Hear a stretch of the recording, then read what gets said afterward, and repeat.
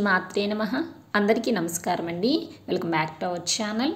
ఈరోజు ఈ వీడియోలో 2024 సంవత్సరంలో 2వ శ్రావణ శుక్రవారం ఎప్పుడు ఏ తేదీన వచ్చింది, ఈ రోజున పూజ ఏ విధంగా చేసుకోవాలి, అమ్మవారికి సమర్పించవలసిన నైవేద్యాలు ఏమిటి, చదవవలసిన శ్లోకాలు ఏమిటి, అలాగే ఈ రోజున తిథి నక్షత్రము, పూజ చేసుకోవడానికి శుభ సమయాలు ఏమిటి, ఈ రోజున వరలక్ష్మి వ్రతం చేయటకు వీలు కాని వారు మరలా ఏ రోజున అయితే వ్రతాన్ని ఆచరించవచ్చు, ఇలాంటి అన్ని విషయాల గురించి ఈ వీడియోలో వివరంగా తెలుసుకుందామండి.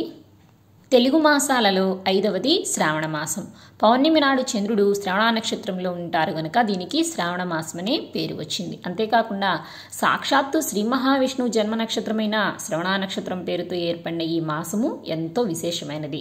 శ్రావణ మాసంలో మహిళలు ఎంతో పవిత్రంగా భక్తి శ్రద్ధలతో లక్ష్మీ అమ్మవారిని పూజిస్తారు. అంతేకాకుండా ఈ మాసంలో ఎంతో విశిష్టంగా చేసుకునే వ్రతం వరలక్ష్మి వ్రతం. శ్రావణ మాసంలో శుక్లపక్షంలో పౌర్ణమికి ముందు వచ్చే శుక్రవారం రోజున వరలక్ష్మి వ్రతాన్ని జరుపుకోవడం అనేది మన హిందూ ఆచారం. అంటే శ్రావణ మాసంలో వచ్చే 2వ శ్రావణ శుక్రవారం రోజున వరలక్ష్మి వ్రతాన్ని అనేది జరుపుకోవాలండి. ఇంతటి విశేషమైన వరలక్ష్మి వ్రతం ఎప్పుడు ఏ తేదీన వచ్చింది, ఈ రోజున పూజ ఏ సమయంలో చేసుకోవాలో ఇప్పుడు తెలుసుకుందాము.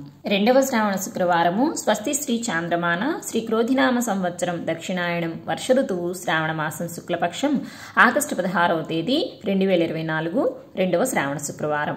ఈ రోజున ఎంతో విశేషంగా వరలక్ష్మి వ్రతాన్ని జరుపుకుంటారు. ఈ రోజున తిథి ఏకాదశి తిథి ఉదయం 5:50 వరకు, తదుపరి ద్వాదశి రాత్రి తెల్లవారుజామున 5:20 వరకు. ఈ రోజు నక్షత్రం మూల ఉదయం 10:21 వరకు, తదుపరి పూర్వాషాఢ.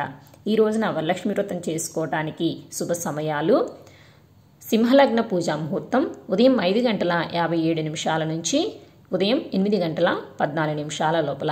మొత్తం పూజా వ్యవధి 2:17 అండి.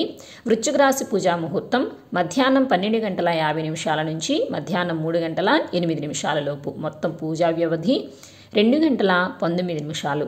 కుంభలగ్న పూజా ముహూర్తం సాయంత్రం 6:55 నుంచి రాత్రి 8:22 లోపల. మొత్తం పూజా వ్యవధి 1:27 అండి. ఇవేనండి వరలక్ష్మి వ్రతాన్ని ఆచరించుకోవటానికి శుభ సమయాలు. ఈ రోజున విశేషంగా అమ్మవారిని అష్టోత్తరాలతో అలాగే లలితా సహస్రనామ పూజలతో కుంకుమను సమర్పిస్తూ అమ్మవారికి పూజ అనేది చేసుకోండి. అలాగే ఈ రోజున కనకదార స్తోత్రాన్ని తప్పకుండా పారాయణ చేయండి. అంతేకాకుండా అష్టలక్ష్మి స్తోత్రాన్ని, మహాలక్ష్మి అష్టకాన్ని, ఇలాంటి అమ్మవారి స్తోత్రాలన్నింటినూ కూడా పారాయణ అనేది చేస్తూ అమ్మవారికి పూజ చేసుకోండి. ఇవేమీ రాని వారు మనసులో ఓం శ్రీ మాత్రే నమః అనుకోండి, లేదా ఓం శ్రీ మహాలక్ష్మి దేవియే నమః అనుకుంటూ పూజ అనేది చేసుకోండి. అలాగే ఈ రోజున విశేషంగా అమ్మవారికి 9 రకాల నైవేద్యాలను అనేది సమర్పించవచ్చండి. మీకు శక్తి కొలది సమర్పించవచ్చండి. 9 కాదు, 3 చేయొచ్చు, 5 చేయొచ్చు, 9 చేయొచ్చండి. అవి కూడా చేయలేని వారు అమ్మవారికి క్షీరాన్నాన్ని నైవేద్యంగా ఈరోజు సమర్పించండి, చాలా మంచిది. ఏదైనా ఇబ్బందులు వచ్చి ఈ రోజున వరలక్ష్మి వ్రతం చేయుటకు వీలు కాని వారు 3వ శ్రావణ శుక్రవారమైనా చేసుకోవచ్చండి. అలాగే 4వ శ్రావణ శుక్రవారమైనా కూడా వరలక్ష్మి వ్రతాన్ని ఆచరించవచ్చు. సో ఇదండి ఇవాళ వీడియో. నెక్స్ట్ వీడియోలో 3వ శ్రావణ శుక్రవారం గురించి పూర్తి సమాచారాన్ని అయితే తెలియజేస్తానండి. ఈ వీడియో కనుక మీకు నచ్చింది, యూజ్ అయింది అనుకుంటే ఒక లైక్ చేయండి, మీకు తెలిసిన వారికి షేర్ చేయండి. లేటెస్ట్ అప్డేట్స్ కోసం మన ఛానల్ సబ్స్క్రైబ్ చేసుకోండి, పక్కనే ఉన్న బెల్ ఐకాన్ కూడా ప్రెస్ చేసుకోండి. మరొక మంచి వీడియోతో మళ్ళీ కలుసుకుందామండి. అంతవరకు సెలవు, నమస్కారం. శ్రీమాత్రే నమః. స్వస్తి.